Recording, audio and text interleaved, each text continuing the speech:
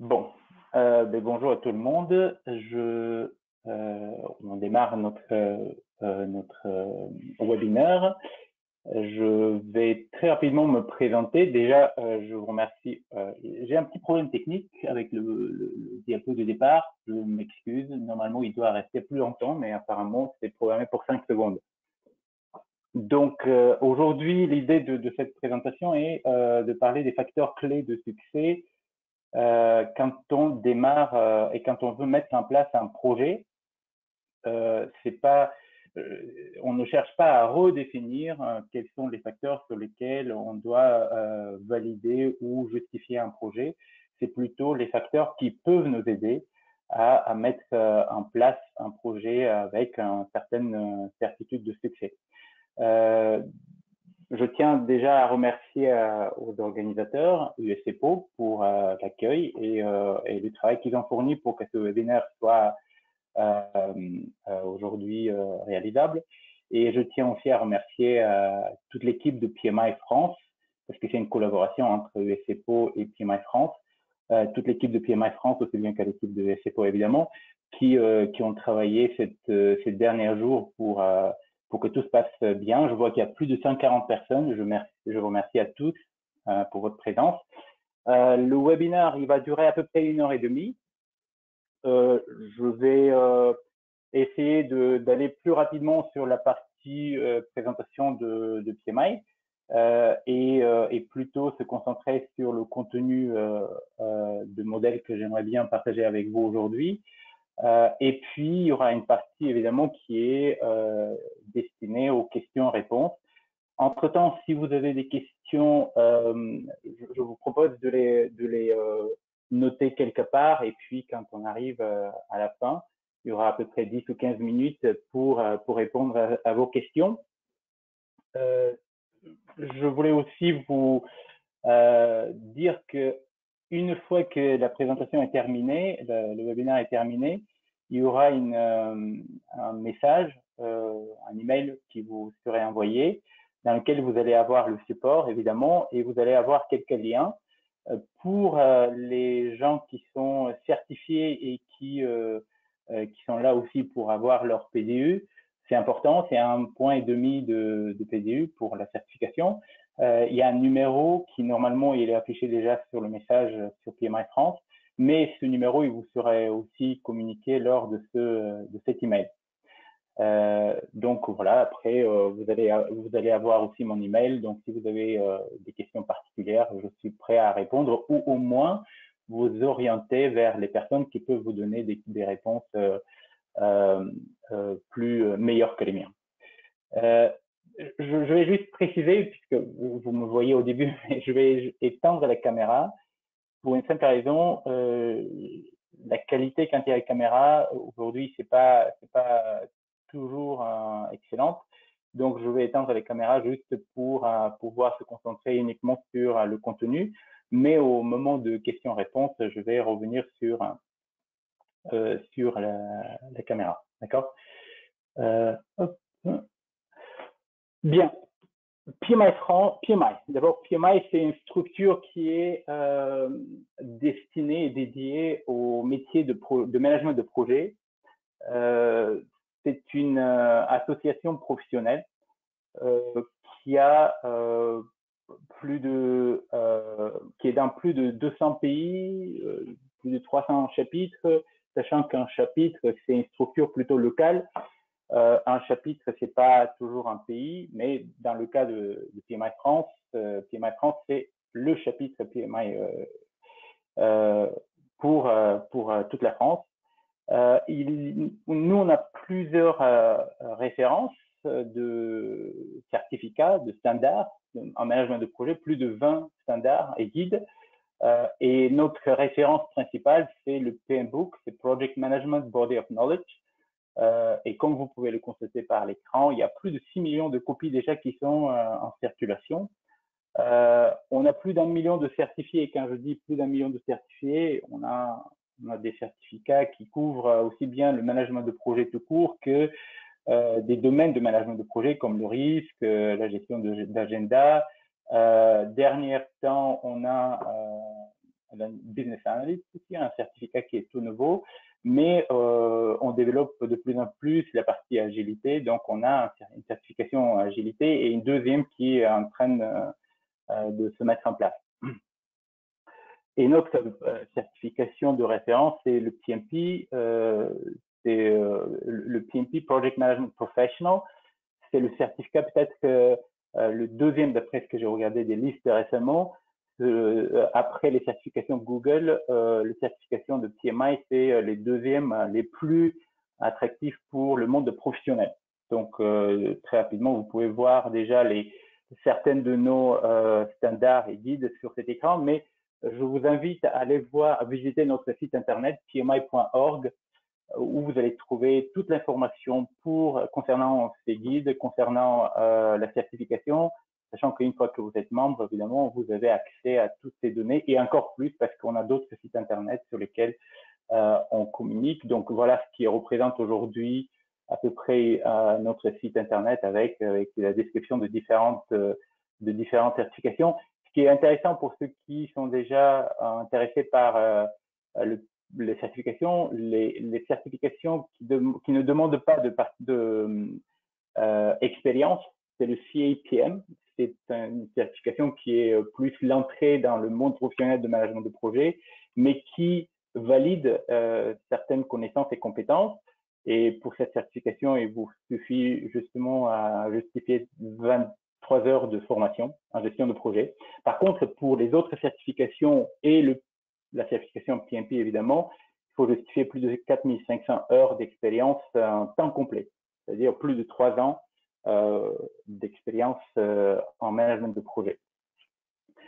PMI France, pardon, j'ai zappé rapidement mes collègues, mais voilà, c'est l'équipe de volontaires de PMI France. On est assez nombreux.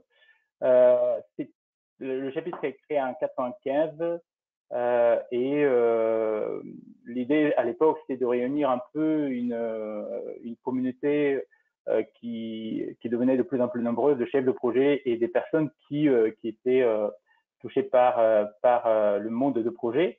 Le conseil d'administration, évidemment, comme chaque association, je suis tout en bas à droite pour justifier mon titre. Je plaisante, évidemment. Il y a une petite modification parce qu'on a eu des élections récemment, donc il y a certaines personnes qui sont parties, mais qui restent dans la gouvernance locale de différentes branches, parce que le chapitre, il y a des branches, évidemment, d'autres qui sont toujours présents. Le plus intéressant, voilà nos branches, comme je vous l'ai précisé. Île-de-France, c'est le plus nombreux pour X raisons. Rhône-Alpes, assez actif, Côte d'Azur et Aquitaine, Nouvelle-Aquitaine, qui est une branche qui devient de plus en plus dynamique et active.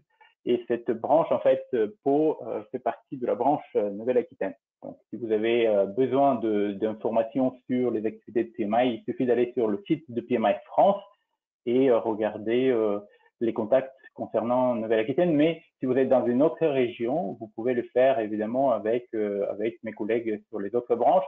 On a aussi c'est pas une branche, c'est une structure à part qui s'appelle la région globale, très importante. L'objectif de cette structure, c'est de pouvoir brasser la communauté francophone. Donc, elle va aller jusqu'à couvrir l'Afrique francophone et les expats francophones, mais aussi bien la Belgique, Canada et la Suisse. Donc, elle a une activité très, très importante. Donc, vous avez les coordonnées de cette structure également sur PMI France, si vous ne faites pas partie d'une de ces branches, mais vous aimeriez bien partager ou avoir des informations sur le monde des projets francophones, évidemment, entrer en contact avec mes collègues de la région globale. Très rapidement, je termine bientôt avec la présentation de PMI. On a plus de 5000 adhérents. Je pense que récemment, il y avait autour de 5200 et quelques adhérents. Une des plus grandes branches, chapitres, pardon, des plus gros chapitres au niveau mondial. Il n'y a que 6 chapitres qui ont dépassé le nombre de 5000. Si on enlève les chapitres américains, PMI France est le plus grand chapitre mondial en dehors des États-Unis. Et donc, on a vraiment une activité, comme vous pouvez le constater, et on devient de plus en plus attractif parce que aujourd'hui, on constate les entreprises deviennent de plus en plus attirées par le fonctionnement par projet pour X raisons. Je vais essayer de vous présenter certaines de ces raisons tout à l'heure. Et puis, il y a la certification qui, si on rajoute cette certification à une formation, à un diplôme, on aura un CV encore plus attractif et plus facile à trouver un job. Donc, les bénéfices d'être adhérent, ben, vous avez des PDU. Une fois que vous avez la certification, cette certification, elle ne peut pas durer sans être validée en permanence. Et c'est justement la participation dans différents événements. On considère que par ces événements, vous maintenez un niveau de compétence et en plus, vous enrichissez vos connaissances. Donc, c'est pour ça, à chaque événement, on attribue des PDU et sur 3 ans, un certain nombre de PDU vont valider une fois que vous êtes certifié. La certification est assez exigeante. Il faut une préparation. Il y a un examen qui dure 3 ou 4 heures. Ça dépend du type de certification, entre 150 et 200 questions. Mais une fois que vous êtes certifié, vous entrez dans notre réseau. On a plus de 5000 spécialistes en gestion de projet. C'est un énorme vivier et on peut répondre à n'importe quelle demande dans sur différentes questions concernant le management, la gouvernance et la gestion de projet. On a beaucoup de contenu, des templates, des conseils, webinaires, etc. En fonction de votre ancienneté, évidemment, et de l'ancienneté de votre certification, les coûts pour maintenir cette certification diminuent chaque année. Donc, vous pouvez régulièrement regarder aussi l'information qu'on partage sur LinkedIn, sur Facebook, sur Twitter et sur YouTube. Bien, je pense que il est temps qu'on démarre avec le vrai contenu de notre webinaire aujourd'hui. Ah oui, il y avait aussi quelques chiffres, mais je vais zapper plutôt partie. Donc, l'idée aujourd'hui, c'était de travailler sur les facteurs qui souvent sont sous-estimés, des facteurs qui normalement doivent nous permettre à déployer, à mettre en place un projet d'une manière beaucoup plus structurée, plus organisée. Je sais que pour ceux qui sont déjà certifiés, qui ont une certaine ancienneté dans le monde de projet, vous avez votre propre démarche, vous avez vos propres outils. Ça n'empêche pas de voir encore une méthode. Cette méthode n'est pas en concurrence avec ce qu'on connaît, les méthodes agiles, avec Scrum, les méthodes classiques présentées par PMI, par exemple, la démarche classique de la mise en place d'un projet. C'est plus, on est beaucoup plus focalisé sur le processus et les éléments qu'il faut, les facteurs qu'il faut, sur lesquels il faut attirer notre attention lors de la mise en place d'un projet. Je vais juste ouvrir une parenthèse parce que j'ai parlé de Agile, j'ai parlé de PMI. Dans le monde, il n'y a pas que PMI, évidemment, et heureusement d'ailleurs. On a nos cousins aussi de IPMA, International Project Management Association, et eux, ils proposent aussi évidemment des certifications. C'est un autre mode de fonctionnement. Leur certification est plus focalisée sur les compétences. Et la démarche qu'on propose, nous, au PMI, est focalisée plus sur le processus. Et en fait, la méthode que je vais vous présenter aujourd'hui, elle va utiliser comme trame justement le processus. Ça n'empêche pas évidemment d'inclure dans cette démarche d'autres méthodes que vous utilisez, d'autres outils qui proviennent de nos confrères ou de nos cousins des autres associations professionnelles. Pour démarrer cette présentation, je me permets, en fait, je ne me suis pas présenté, mais vous avez dû lire déjà la présentation du webinaire. Donc, je suis enseignant-chercheur. Après 10 ans de vie professionnelle dans les entreprises. J'ai changé mon parcours. Je suis passé du côté obscur de la force et je me suis lancé un peu dans la carrière académique. J'ai fait mon doctorat en management de projet et aujourd'hui, j'enseigne, je consulte, je conseille et je fais de la recherche en management de projet et en finance. Ça, c'est mes deux domaines sur lesquels je pense avoir certaines connaissances et compétences. Donc, on va démarrer avec quelques notions de base. Pourquoi ces notions de base? Puisque je sais bien que vous connaissez qu'est-ce que c'est un projet, qu'est-ce que c'est le management de projet, à quoi ça sert, qu'est-ce que c'est un cycle de projet. Je vais repasser rapidement par ces notions de base pour une simple raison. Je vais vous raconter rapidement une anecdote. Je ne vais pas citer le nom, mais il y a une entreprise, il y a une organisation, il y a quelques mois, plus d'un an déjà, qui est venue nous voir au PMI en disant on a un gros problème. On a des experts de tout azimut avec énormément d'expérience et de compétences, évidemment. Et malgré cette compétence et expérience, nos projets, souvent, ils sont en difficulté. Et donc, on s'est rendu compte, on a discuté, on a échangé, on a visité cette structure, on s'est rendu compte que le problème principal de cette structure, c'était le vocabulaire. Vous voyez, c'est en première vue, on se dit c'est quelque chose qui n'est pas tellement un vocabulaire. Un projet, on sait bien, on va ouvrir Google, on va chercher rapidement une définition de projet. Et justement, comme il vient de différents métiers, de différentes formations, parfois, dans certaines, bon, pas exactement sur la définition de projet, mais sur certaines notions, il y avait de décalage dans la compréhension de ce vocabulaire. Et donc, la première chose qu'on a fait, c'est de mettre à niveau le vocabulaire avec révision de ces notions de base, malgré leur expérience et expertise. Et c'était très bénéfique pour eux, mais aussi pour nous, parce qu'on a découvert encore un métier.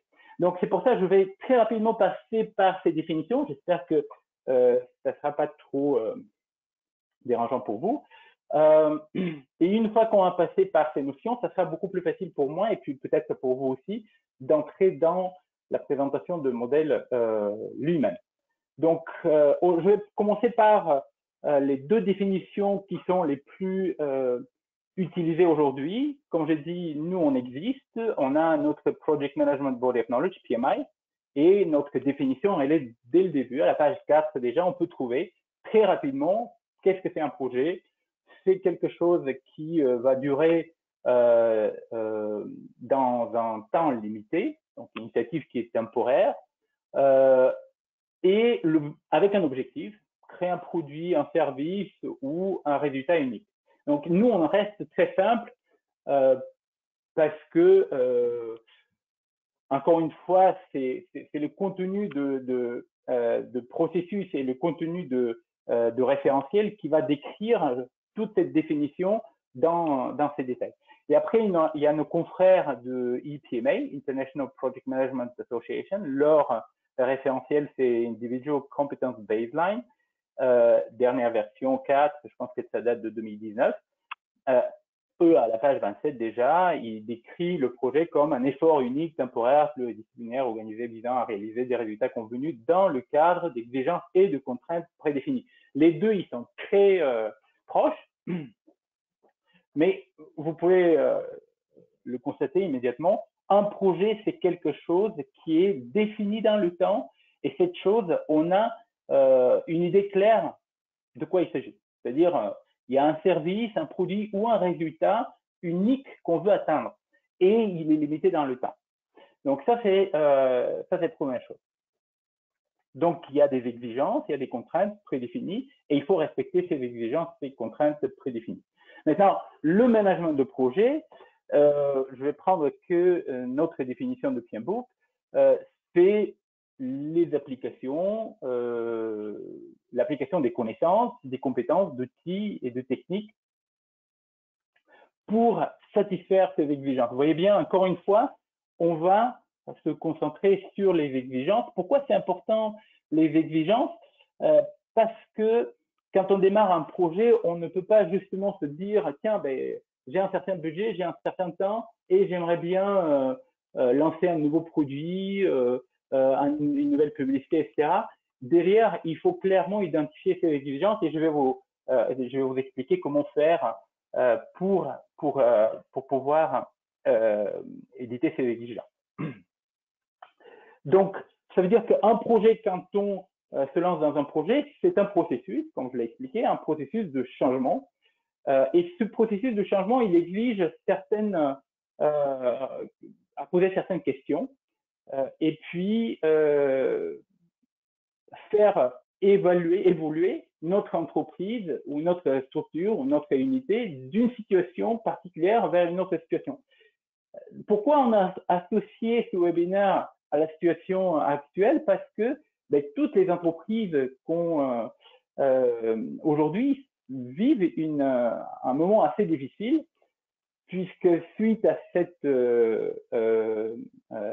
au Covid, on voit que la situation économique et sociale se dégrade et que les entreprises, le monde économique subit certaines contraintes qui le demandent à changer, à évoluer. Et en fait, le fonctionnement par projet nous permettra de passer cette période difficile, de pouvoir changer ou subir cette exigence de changement d'une manière beaucoup plus surveillée, d'une manière beaucoup plus, je ne vais pas dire sûre, mais néanmoins plus rassurante, puisqu'on va se fixer des objectifs, c'est-à-dire on va se transformer d'une entreprise classique à une entreprise de fonctionnement par projet. Donc, si on transforme notre feuille de route en feuille de route par objectif, chaque objectif peut devenir un projet et dans ce sens, le changement, le processus de changement, c'est-à-dire on est à un point A, on a constaté ce point A, on a fait notre étude de marché, on a vu qui est notre concurrent, puis on va se poser la question comment on survit dans ces temps difficiles, comment on peut aussi se différencier de nos concurrents. Ça, c'est notre constatation sur la carte, sur la cartographie socio-économique. Et à partir de cette constatation, on va aller chercher maintenant les objectifs pour développer notre stratégie, c'est-à-dire atteindre notre point B. Que faut-il pour changer? On va essayer de donner des réponses à cette question par la suite. Alors, pour pouvoir justement définir notre feuille de route, j'ai expliqué tout à l'heure, il faut définir les exigences. Et en fait, dans le monde de projet, avant de démarrer même un projet, même si on sait que classiquement, la réussite d'un projet, elle est définie par le triptyque de agenda, respect de l'agenda, l'aspect de budget et respect aussi des objectifs fixés au début. Il n'y a pas de tous les projets qui ont respecté ces trois indicateurs ne sont pas forcément des projets qui ont réussi. Pourquoi souvent on se rend compte que c'est des projets qui n'ont pas réussi? Parce que ils ont mal défini leur périmètre de projet. Quand je dis mal défini les périmètres de projet, le coût, l'agenda et les objectifs, ça fait partie de ce périmètre. Mais c'est une petite partie de périmètre, sachant qu'il y a d'autres qui sont encore plus importantes. Par exemple, qu'est-ce qui est inclus exactement? Quelles sont exactement les exigences? C'est-à-dire, pour pouvoir définir ces exigences, il faut définir le client. Il faut que j'aille voir, il faut rencontrer ses clients, il faut discuter avec ses clients, il faut maintenir le lien avec ses clients. Et on va le voir, le modèle que je vous propose, il va justement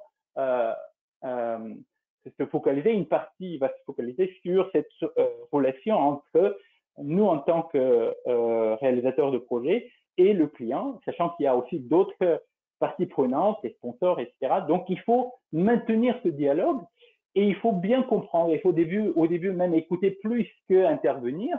Il faut écouter plus ce que nos clients vont nous expliquer pour savoir qu'est-ce qui est inclus dans le projet. Mais dans le périmètre du projet, ce qui est très important aussi, c'est de préciser, et j'insiste sur ce mot, de préciser ce qui n'est pas inclus, parce que parfois, il peut créer une certaine ambiguïté. Tout ce qui n'est pas inclus dans un contrat, il peut solliciter de renégociation. Et dans le monde de projet, quand vous rajoutez des petits éléments pour plaire à un client, souvent, ça peut créer des difficultés pour la réalisation de votre projet, peut retarder l'agenda, peut augmenter le budget. Et ça va provoquer des conséquences qui, finalement, peuvent se révéler néfastes pour ce projet. Des exemples, il y en a partout. Si vous regardez le monde de projet, au moins 2 projets sur 3 sont considérés comme des projets avec beaucoup de difficultés, et un projet sur 4 dernièrement, à 20% à peu près, un projet sur 5, c'est des projets qui sont carrément classés comme des projets en échec. Un chiffre, il y a quelques années, j'ai regardé une statistique d'une structure qui s'appelle KO Report. Donc, aux États-Unis, par exemple, les IT, les projets des nouvelles technologies, dépensent par an autour de 300 milliards de dollars. Et sur ces 300 milliards de dollars de projets, il y a à peu près un tiers qui vont même pas attendre la fin, ils vont être annulés. Donc, vous imaginez un tiers de ce budget qui part, parce qu'il y avait un problème. Évidemment, on ne peut pas tout prévoir, mais souvent, l'erreur principale provient du fait que le périmètre de projet, il est mal défini. Un projet qui est très discuté, souvent présenté comme un exemple d'échec total aux États-Unis, c'est le projet, c'est un projet d'infrastructure à Boston qui devait construire une espèce de rocade autour de la ville. Ce projet, il est terminé, il est fonctionnel, mais il a pris 2 fois plus de temps et 10 fois plus de son budget initial. Je pense que son budget initial, il était prévu autour de 20 milliards et finalement, il est presque à 200 milliards, si je ne me trompe pas. Terminé. Donc, dans le périmètre de projet, il faut définir nos exigences pour pouvoir clairement identifier les éléments qui vont être inclus et surtout les éléments qui ne seront pas inclus. Et à partir de ce moment, on va être capable d'entrer dans les détails, c'est-à-dire de créer un organigramme des tâches de projet. Et c'est important parce que cet organigramme de tâches de projet, ça ne veut pas dire techniquement, je prends un tableau, je décompose toutes les tâches pour avoir une visibilité, parce que l'organigramme, par la suite, on va l'utiliser comme un outil de communication.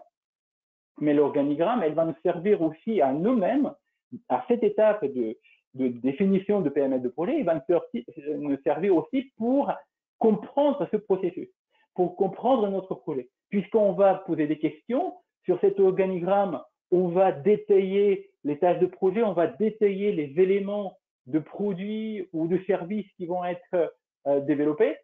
Et forcément, on va être poussé, on va être obligé de poser des questions sur des aspects techniques, mais sur des aspects aussi purement fonctionnels, organisationnels et financiers, évidemment. Donc, l'organigramme est très important. Et cet organigramme, on peut déclencher le travail sur l'organigramme une fois qu'on connaît les exigences et une fois que le périmètre est défini. Attention, l'organigramme peut poser des questions, peut nous demander à aller revoir certaines exigences. Et c'est ça, encore une fois, je reviens sur cette importance, c'est là où on voit le rôle que le sponsor et les parties prenantes, surtout le client, ils vont jouer. Parce que quand je développe cet organigramme, je vais peut-être me rendre compte sur certains aspects techniques ou du temps ou financiers que le client ne s'est pas rendu compte au moment où il m'a demandé à développer ce projet. Donc, ce dialogue me permettra d'éclaircir les exigences, de redéfinir le périmètre et de clairement structurer le projet, le produit ou le service par l'organigramme.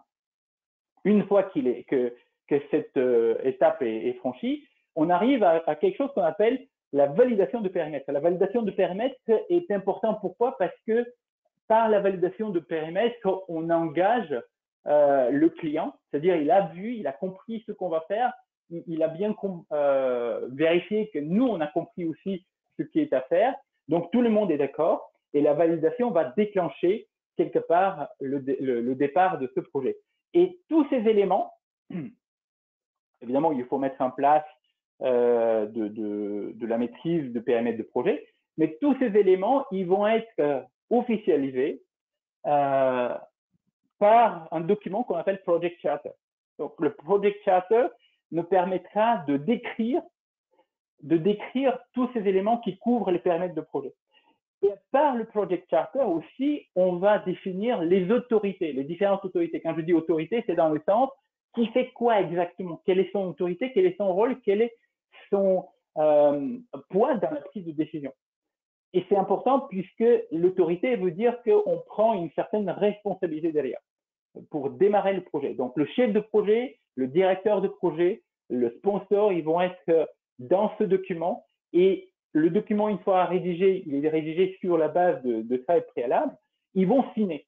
Donc, cette validation de périmètre, elle va être formalisée par la signature de charte de projet. Et à partir de ce moment-là, on peut commencer à travailler sur notre projet. Et quand je dis on peut commencer à travailler sur notre projet, il faut envisager le projet d'une manière ou autre. Donc, pour que ça soit plus facile et visible, aussi pour travailler plus facilement sur le déroulement de projet, on va utiliser une technique, un outil très simple qu'on appelle le cycle de vie d'un projet. Alors, qu'est-ce qu'on a dans le cycle de vie d'un projet? Vous voyez, il y a deux axes. L'axe vertical, c'est l'effort qu'on va fournir pour le projet. Souvent, il est exprimé en heures de travail ou en euros. Et l'axe horizontal, c'est le temps, c'est-à-dire la durée de notre projet. Selon le type de projet, ce temps il va être plus ou moins long. Selon, encore une fois, l'industrie, l'effort sera, ou l'envergure de projet, l'effort sera plus ou moins fort. On sait bien aujourd'hui qu'avec une forte concurrence, nous, on va chercher toujours à faire en sorte que nos produits et services soient plus attractifs que les produits et services de nos concurrents, c'est-à-dire par nos activités ou notre action commerciale et stratégique, on va essayer de raccourcir le cycle de vie de produits de nos concurrents et nos adversaires, si je peux dire ça. Mais encore une fois, j'ai dit bien raccourcir le cycle de vie d'un produit. Pourquoi j'insiste sur ça? Parce qu'il faut bien comprendre que le cycle de vie de projet n'est pas le cycle de vie d'un produit. Alors, dans le cycle de vie d'un projet, on a 4 phases, en principe. Bon, parfois, vous pouvez avoir 5. 5, c'est plutôt le produit. Donc, les 4 phases, c'est l'initialisation d'un projet. Et on a vu l'étape préalable, c'est le périmètre avec le charte de projet. L'organisation et la préparation. Je vais vous montrer à chaque étape quels sont les éléments sur lesquels on va se focaliser. L'exécution du travail et la termination de projet. Donc, pourquoi je parle de cycle de vie? Parce qu'on va se rendre compte que la méthode que je vais vous proposer, cette méthode, justement, elle va suivre étape par étape et les indicateurs que je vais vous proposer, ces indicateurs, en fait, ils vont avoir différents rôles, mais aussi différentes importances selon l'étape par laquelle le projet il passe. D'accord? Pour certaines étapes, par exemple, la mission de projet sera très, très importante. Et plus tard cet indicateur ou ce facteur, il va prendre un peu moins d'importance parce qu'il y aura d'autres facteurs qui vont surgir. Donc, mon objectif aujourd'hui, c'est de vous présenter cette panoplie d'indicateurs qui est important à surveiller, à suivre et qui peuvent nous aider justement de mettre en place le projet. Encore une fois, je fais la différence entre la mise en place de projet, la réalisation et la finalité. En fait, l'évaluation de la finalité du projet. Est-ce qu'il a fait une réussite ou non? C'est selon les indicateurs qui sont ou les exigences qu'on s'est fixées au début.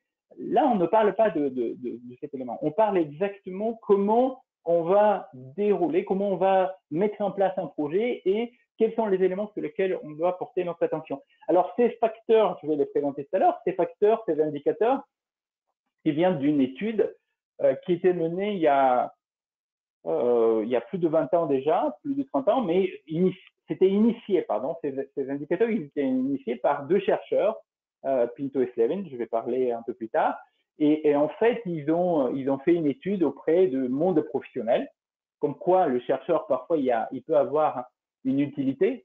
Bon, je plaisante évidemment, mais l'objectif aujourd'hui de la recherche, c'est d'être beaucoup plus dans l'applicabilité, c'est-à-dire de communiquer plus avec les entreprises pour leur apporter aussi des solutions ou rien que aussi discussions et des scénarios supplémentaires. Donc, Pinto et Slevin, dans les années 90, ils ont fait une étude sur plus de 600 projets, plus de 600 chefs de projet, pardon, et de professionnels de projet, plutôt de professionnels de projet. Et en fait, avec cette étude que je vais vous communiquer à la fin de notre présentation, je vais vous envoyer également cette étude pour pouvoir vous-même l'utiliser dans votre propre entreprise, si vous pensez que ça peut être utile, évidemment. Et donc, cette étude a dévoilé 10 facteurs.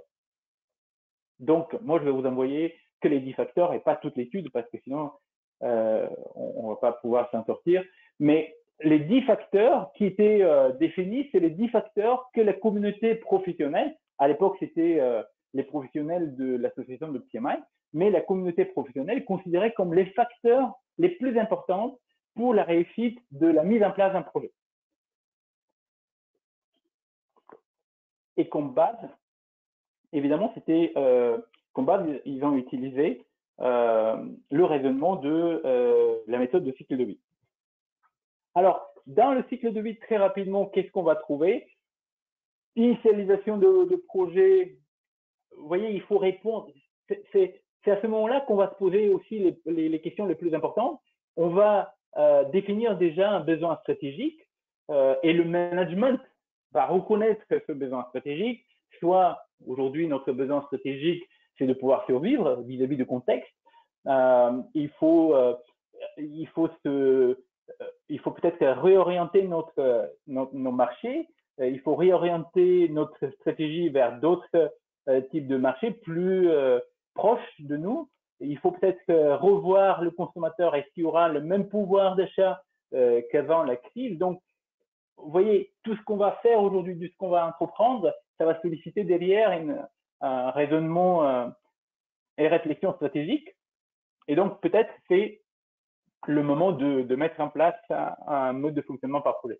Donc, souvent, on se pose la question parce qu'un projet répond à un problème, mais ce n'est pas toujours un problème. Donc, on veut mettre en place une nouvelle stratégie commerciale, on veut mettre en place un nouveau produit, on veut créer une nouvelle unité business unit, on veut créer une nouvelle marque, on veut lancer une publicité. Donc, à chaque question stratégique, on peut utiliser le raisonnement par projet.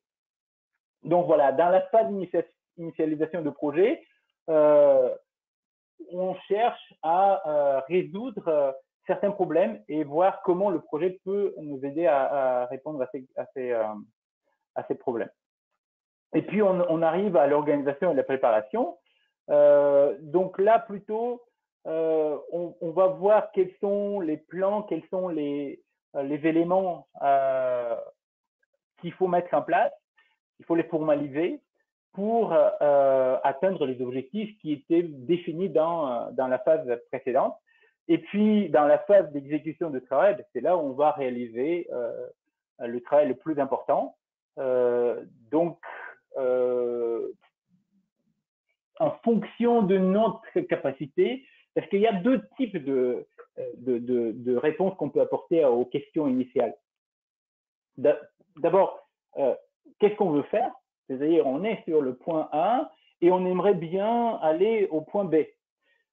Donc, on va décrire toute une stratégie, mais la question c'est, est-ce qu'on a les ressources, les moyens techniques, les ressources humaines, financières pour atteindre le point B? Donc, si on n'a pas ces ressources, quelles sont les démarches qu'on doit entreprendre pour se les fournir? Donc, ça, c'est une stratégie pour résoudre les questions de départ.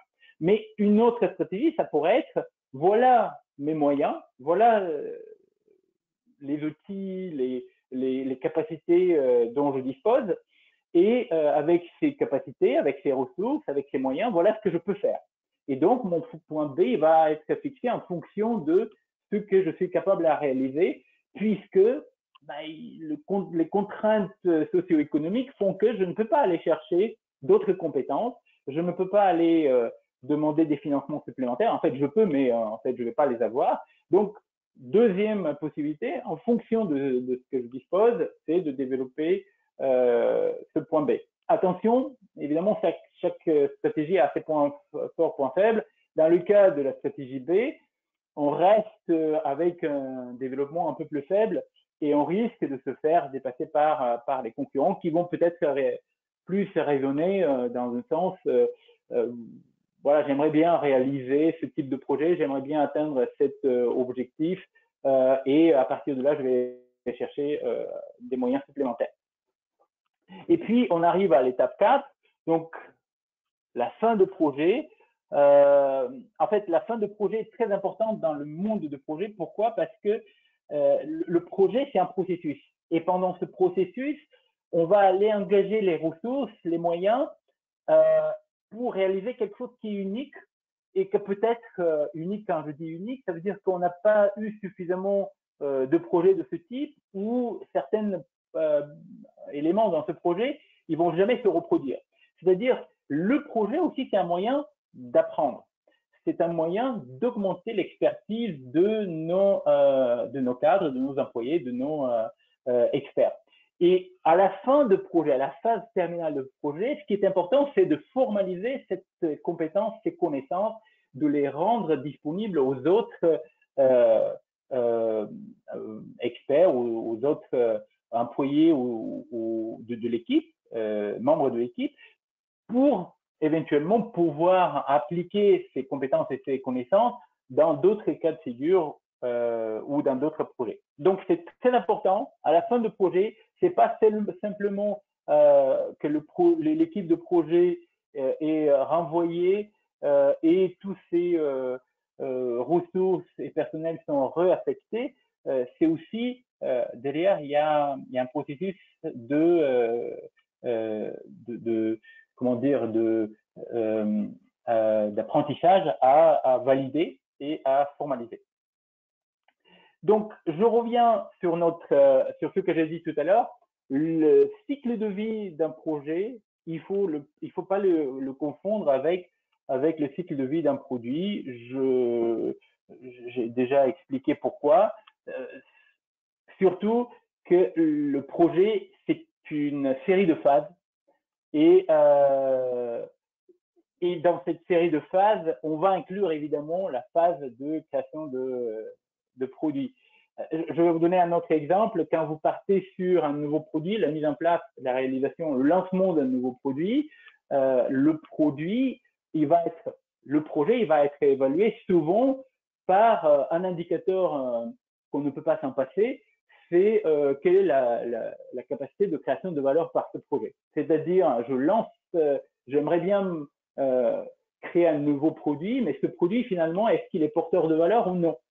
Parce qu'il y aura derrière une croissance importante pour l'entreprise. Donc aujourd'hui, la question est encore plus importante.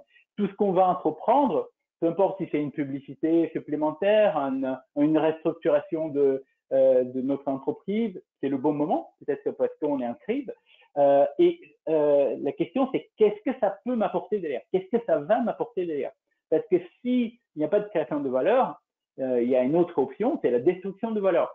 C'est pas la peine de se lancer dans un projet qui va par la suite détruire la valeur des autres projets que j'ai lancés auparavant et qui étaient dans une démarche de création de valeur. Donc, il faut savoir estimer la valeur d'un projet. Et la technique qu'on utilise aujourd'hui, c'est par la valeur actuelle nette, c'est une technique financière qui fait une comparaison entre l'investissement initial et le retour de notre investissement. Et donc, pour pouvoir justement estimer la valeur de ce projet, il faut faire des prévisions sur le produit ou le service que je vais vendre, ou l'effet sur le chiffre d'affaires ou sur les flux de trésorerie que je vais réaliser. quelle est la conséquence sur les flux de trésorerie, quelle est la conséquence sur le chiffre d'affaires vis-à-vis de cet investissement initial. Donc, vous voyez bien, pour pouvoir mettre en place le projet, je vais avoir une phase avant la création de produits. La création de produits, le produit va disparaître peut-être, et il faut savoir aussi quelles sont les démarches qu'il faut mettre en place une fois que le produit est disparu pour le remplacer par un autre produit par la suite. Et donc, le raisonnement de cycle de vie d'un produit, il est imbriqué dans le raisonnement de cycle de vie d'un projet. Souvent, quand on parle de cycle de vie de projet, encore une fois, les pourcentages que vous voyez sur le tableau, c'est des pourcentages qui sont, on va dire, il faut les relativiser. En moyenne, l'effort de travail, heure de travail ou en euros, l'effort est autour de 5% dans la phase initiale. Dans l'organisation et les préparations, on voit que ça augmente à 20%. Et le plus gros effort, c'est les 60% qui sont destinés dans l'exécution de travail. Et comme vous voyez bien, il y a quand même un effort important à la fin du projet. Maintenant, ce n'est pas parce que l'effort principal de 60% est dans la partie exécution de travail qu'il faut focaliser toute notre attention sur cette partie. Si mes étapes précédentes sont mal décrites, mal définies, mal structurées et formalisées, l'exécution, il n'y aura plus aucune sens, aucune valeur. Donc, et comme j'ai dit, ces 5% qui sont dans l'initialisation de projets d'effort, ils sont globalement pris par la définition de périmètre de projet et la charte de projet avec les exigences derrière, le travail préalable que je dois fournir en tant que chef de projet, en tant qu'équipe de projet vis-à-vis de mes parties prenantes, sponsors, financeurs et surtout clients. Et donc, ces 5% d'efforts, vous voyez bien, ils vont définir, ils vont avoir une conséquence de 95% d'efforts suivis par la suite. Donc, c'est très, très important. Après, selon l'industrie, évidemment, selon l'industrie, selon l'entreprise, la taille de l'entreprise, selon le contexte économique, cet effort peut être dispatché différemment, mais ça sera à peu près la même, des chiffres qui seront proches de ce qu'on voit ici. C'est une moyenne de plusieurs projets qui étaient observés pendant ces dernières années, des études qui étaient faites sur des projets pendant ces dernières années. Donc, encore une fois, on a vu certaines notions de base, on a vu ce que c'est un projet, ce que c'est le management de projet, qu'est-ce qu'il faut, sur quoi il faut attirer notre attention, les périmètres de projet, la charte de projet, les exigences auprès des parties prenantes à définir clairement pour démarrer le projet, et puis le cycle de vie qui va me guider, qui va me accompagner dans la gestion des efforts à fournir pour mon projet. Mais ce qui est très important, c'est maintenant de se rendre compte et de pouvoir maîtriser ces éléments justement qui vont rendre ce projet beaucoup plus attractif pour l'entreprise et plus facile à mettre en place. Et donc, c'est pour ça, il faut chercher à optimiser le déploiement, la mise en place d'un projet. À ce propos, je vous propose d'aller sur le modèle qu'on appelle le Project Management Implementation Profile. C'est le modèle qui était défini, qui était développé par Slevin et Pinto, Denis Slevin et Jeffrey Pinto. Et ce modèle aujourd'hui est largement utilisé, je vous ai dit c'est les années 90, mais aujourd'hui il est largement utilisé et il fait partie de tous les référentiels d'une manière ou autre. Il n'est pas exprimé de la même façon que je vais vous le faire aujourd'hui, que je vais le présenter. Je vais vous présenter l'outil pour faciliter un peu son utilisation, mais vous pouvez renforcer cet outil avec vos compétences, vos expériences, mais également avec les différents référentiels que vous voulez utiliser.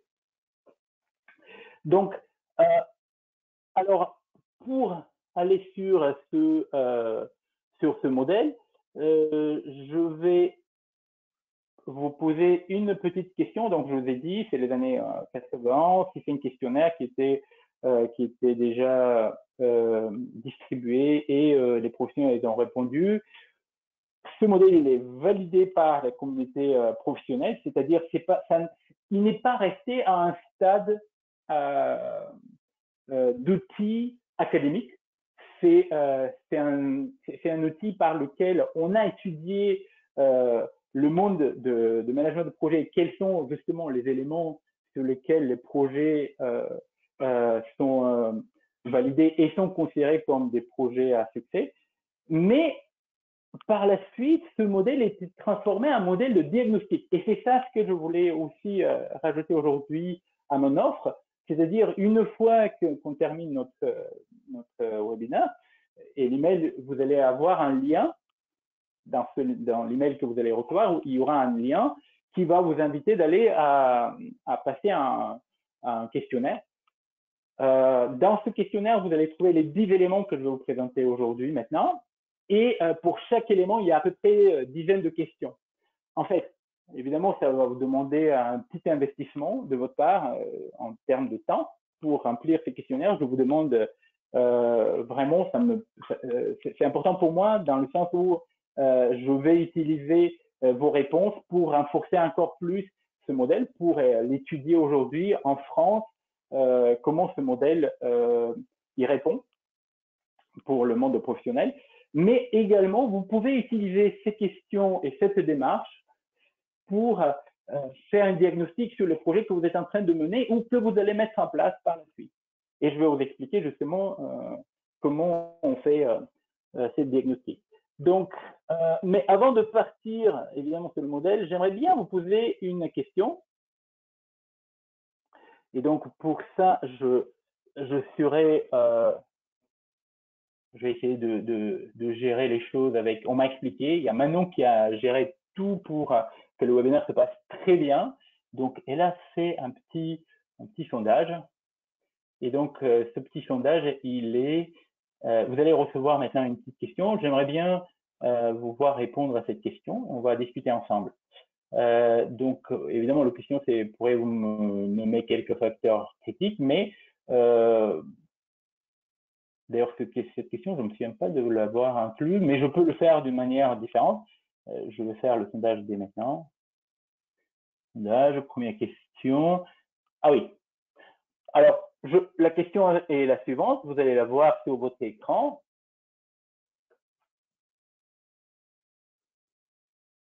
Est-ce que vous la voyez ou non? Moi, je le vois, mais je ne suis pas sûr que vous voyez. Oui, oui, je crois que tout le monde la voit. Ah oui. Donc, est-ce que vous pouvez me répondre à cette question?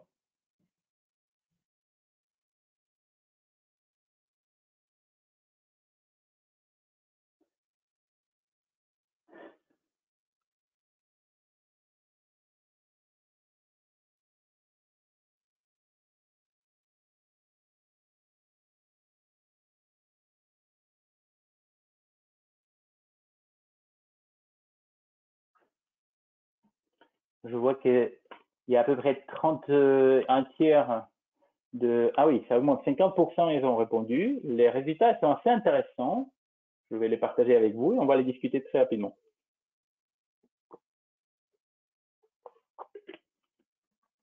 Entre-temps,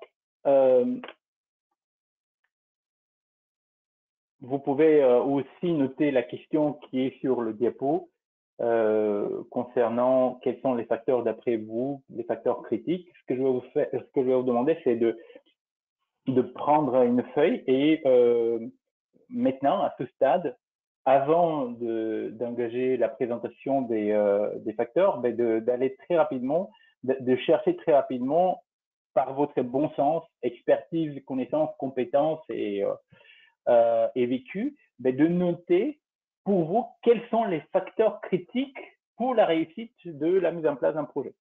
Quelle est votre perception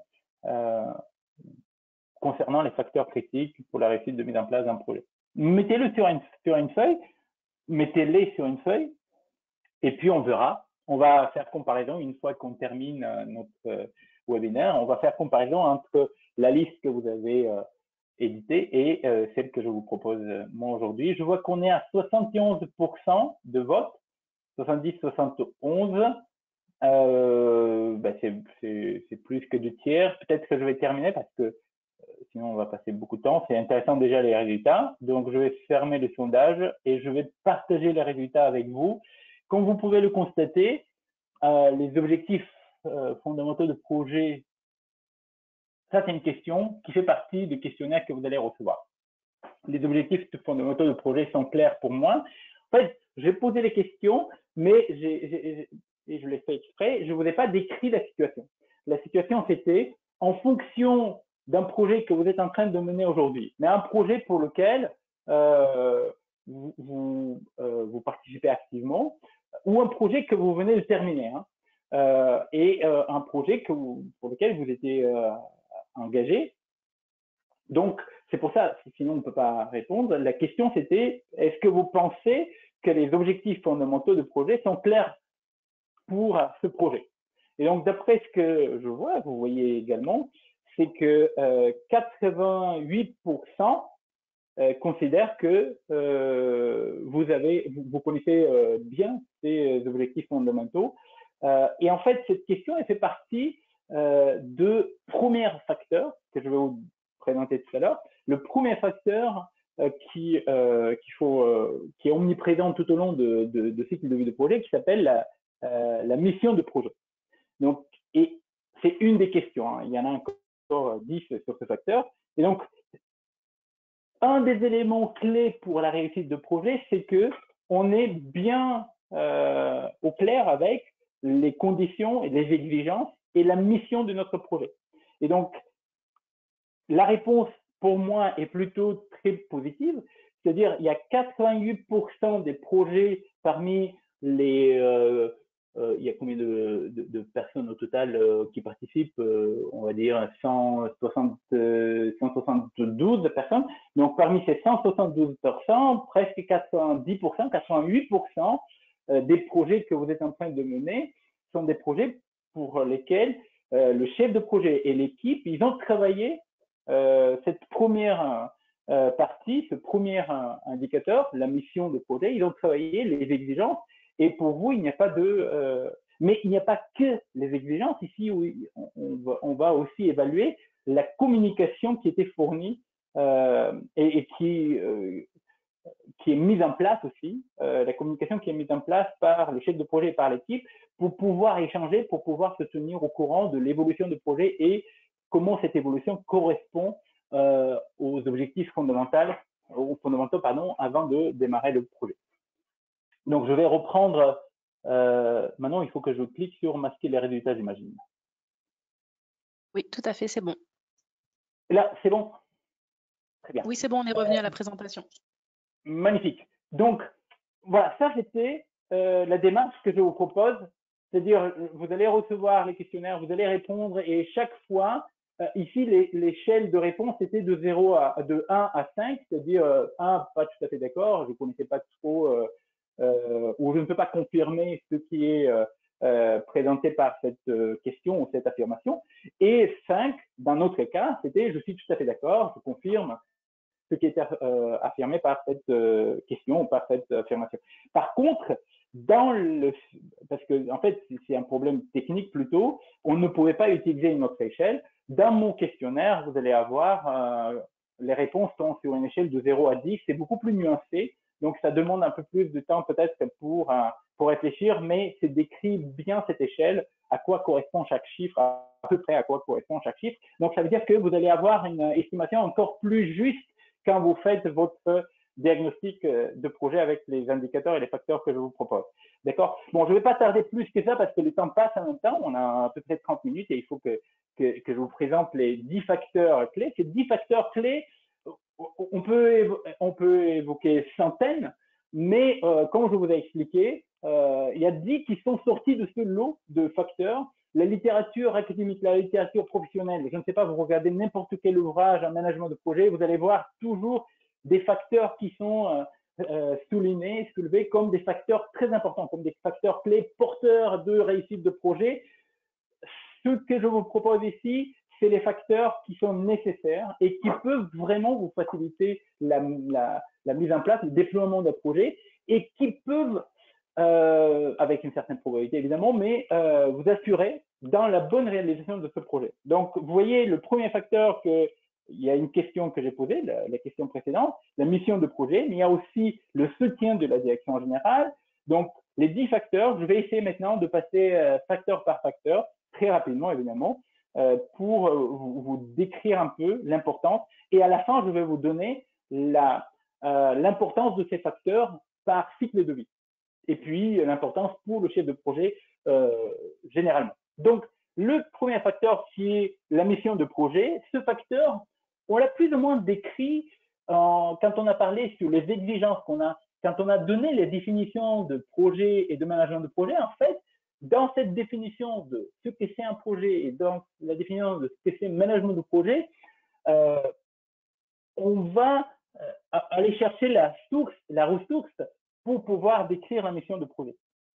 Donc, c'est chercher plus de clarté dans les objectifs et les orientations quand on démarre notre projet. C'est là où on va chercher à décrire les exigences, à les communiquer avec les parties prenantes pour notre objectif, c'est pouvoir identifier ces exigences, les orientations générales qu'on doit entreprendre et les décrire. Ce n'est pas seulement les lister, mais les décrire. Donc, il y a des questions qu'on va se poser. Vous voyez ici l'échelle, bon, c'est un peu décalé, mais l'échelle qui est proposée dans le questionnaire que vous allez recevoir. Donc, vous voyez, l'échelle est beaucoup plus riche. Mais voilà, souvent, dans cette premier indicateur, pour pouvoir l'identifier et clairement définir, il y aura des questions supplémentaires qu'on doit se poser. Et en fait, quand on met en place un outil et un raisonnement, quand on développe une stratégie, ce que je dis souvent, c'est pas de prendre cet outil à la lettre. Cet outil, il va nous orienter dans la réflexion, dans le raisonnement. Surtout aujourd'hui, on ne peut pas se permettre de prendre un outil et le déployer aveuglement. Ce qui est plus important, par contre, c'est de suivre étape par étape ce qui est décrit par le processus de la mise en place de cet outil et de poser des questions. C'est un peu socratique, mais c'est justement dans ces questions, ils vont nous pousser d'aller plus loin dans le raisonnement, d'approfondir ce raisonnement et d'apporter plus d'informations, plus de clarté dans les éléments qui vont être constructifs, qui vont être prépondérants pour l'étape suivante dans ce processus. Et donc, dans la mission de projet, il faut définir les objectifs essentiels de projet.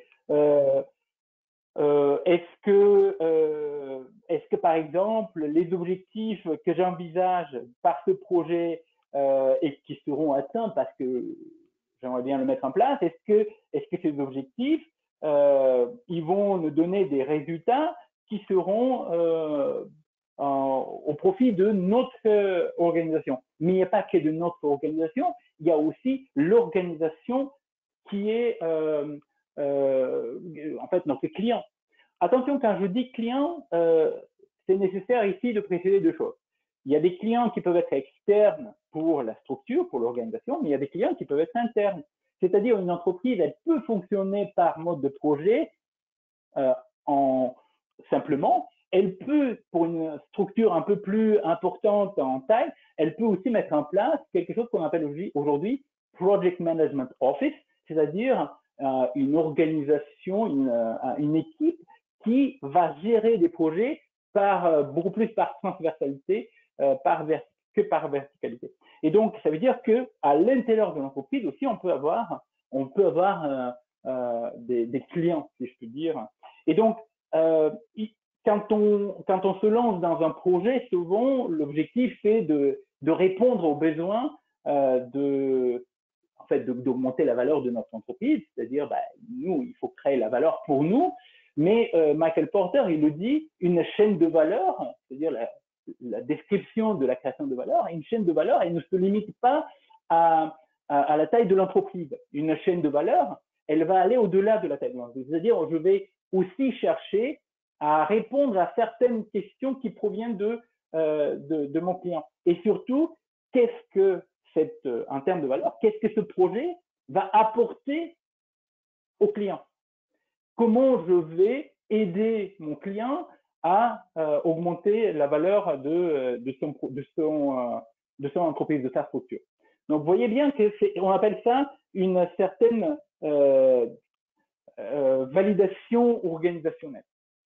Donc, dans la mission de projet, il faut se poser ces questions. Il faut aller chercher au-delà de ma propre structure, qu'est-ce que je vais apporter à mon client par ce projet. Pourquoi? Parce que c'est ça ce qui va faire la différence entre moi et le concurrent. Quand je suis plus préoccupé aussi de ma valeur, mais de la valeur de mon client, je crée une certaine confiance entre moi et le client. Et cette confiance me permettra de continuer à maintenir mon marché, mon chiffre d'affaires, mais également de pouvoir créer des synergies, futures synergies avec ce client. Donc ça, c'est un élément sur lequel c'est important de bien raisonner. Même si on a dit la mission de projet, ça sera tout au début, le premier stade de cycle de vie d'un projet, elle va prendre peut-être que ces 5% qu'on a vu d'efforts, elles vont globalement être destinées à la description de mission de projet. D'accord? Donc voilà trois questions d'exemples qui peuvent vous aider. Mais il y aura d'autres, comme je vous ai expliqué déjà dans la mission de projet. Moi, je vous propose 10 questions, mais toute autre question, vous pouvez rajouter à cet outil, à votre diagnostic, vous pouvez rajouter d'autres questions qui sont on va dire, liées à votre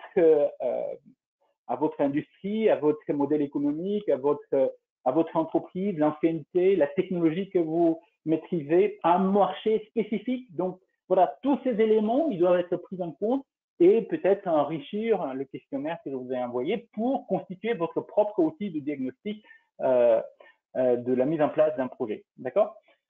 Donc, ça, c'est pour la mission de projet. Une petite description que vous allez recevoir également.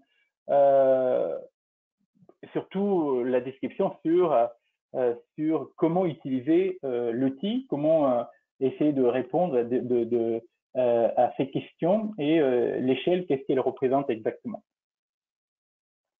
Donc, pour la mission de projet, normalement, quand on définit cette mission de projet, quand on essaie de répondre aux questions, l'idée, c'est que à la fin, on arrive à une mission qui est claire pour l'équipe. Parce que si c'est pas clair, un bateau qui ne sait pas, connaît pas sa destination, il sera en permanence dans le dérive.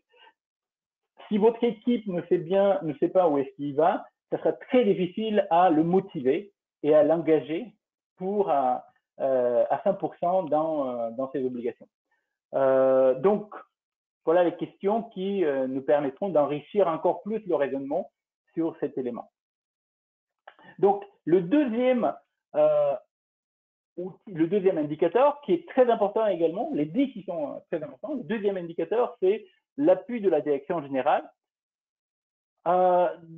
L'appui de la direction générale, souvent, on voit dans les ouvrages, dans les manuels, dans les méthodes préconisées, les outils préconisés, on voit bien que cet appui est très important au début de projet.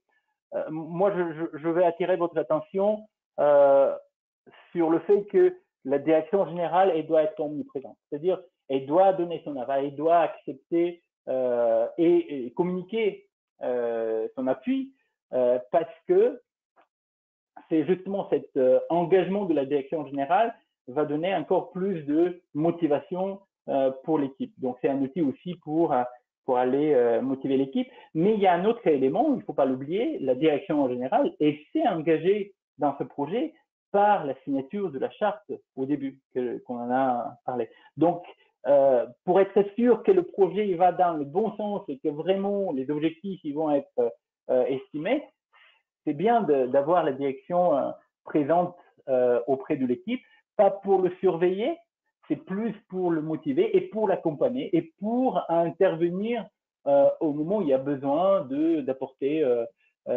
une compétence supplémentaire ou prendre une décision importante.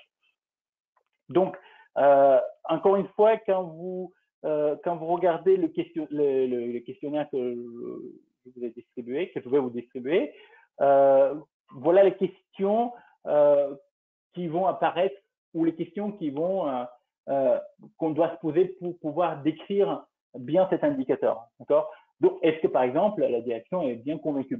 Si elle n'est pas convaincue, elle ne va pas signer la charte de projet, évidemment. Très important, dans cette partie, dans cet indicateur, pour pouvoir bien ressentir et évaluer à quel point la direction est avec nous, c'est de savoir, en cas de situation de difficulté, de crise, comment elle va réagir la direction. Est-ce qu'ils vont me soutenir? Est-ce qu'ils vont être présents? Et quelle position ils vont prendre? Donc voilà, c'est à peu près ce qui va décrire un peu ce deuxième indicateur. Je vais juste regarder quelque chose.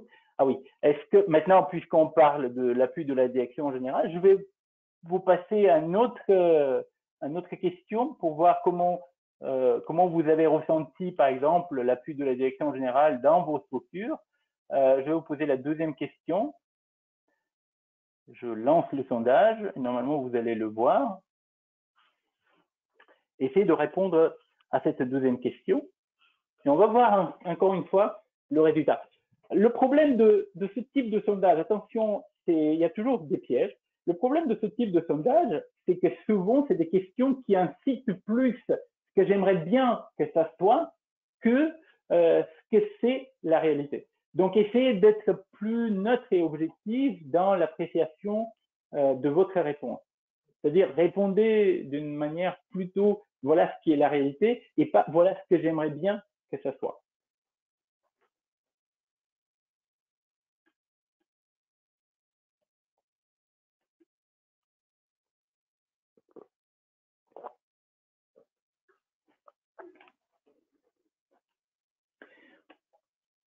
Bon, je vois bien un tiers déjà voté.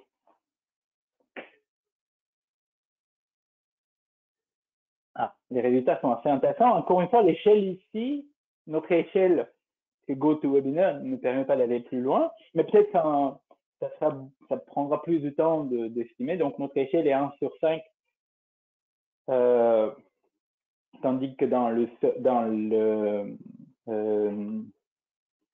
sondage que je vais vous envoyer après, l'échelle est de 0 à 10, donc ça demande plus de réflexion. Donc aujourd'hui, on a 5 possibilités et je vois que les résultats sont vraiment très intéressants. Bon, je vais attendre à peu près d'atteindre le même pourcentage de participation que tout à l'heure. Il me reste encore quelques personnes. On est à 67%. Allez, un petit effort.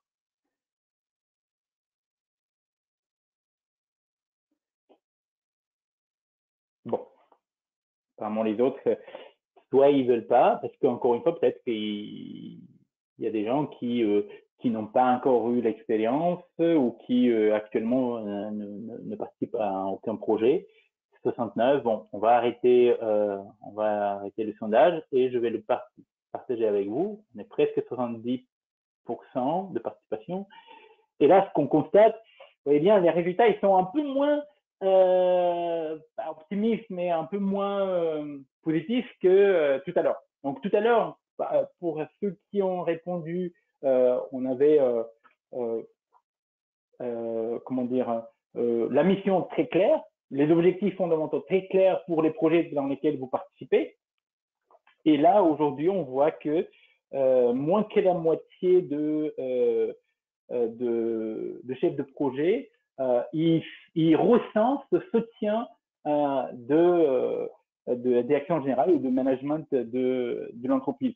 Alors, comment interpréter l'information? Évidemment, on peut toujours dire le verre est moitié plein, moitié vide.